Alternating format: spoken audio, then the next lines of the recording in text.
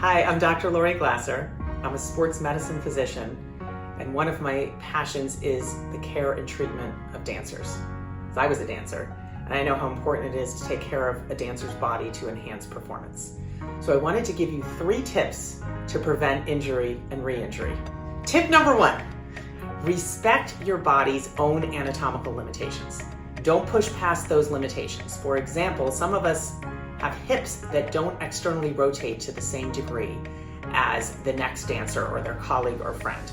And you don't want to push past that, because when you do that, you wind up using floor friction to attain that amount of turnout, and it can crank on your ankles, knees, hips, and back and cause permanent injury. Tip number 2, warm up properly. We all hear it, and a lot of dancers just like to go right into it. But my favorite warm-up would be a dynamic warm-up or a moving warm-up. For example, doing grand battement kicks across the floor, maybe starting with your right leg, left leg, side, side, back, back, and then when you come back, start with your left leg, right leg, side, side, back, back. That kind of moving warm-up, rather than a static stretch, improves blood flow to your muscles and gets you ready to dance. Tip number 3, build a solid foundation.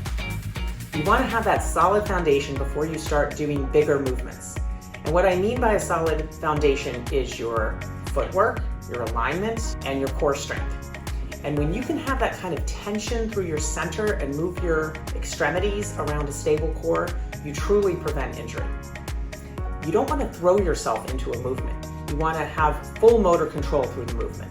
So an example of this, I sometimes see dancers throwing themselves into a grand battement or a développé or a firebird jump, and you can wind up with injuries to a lot of different body parts.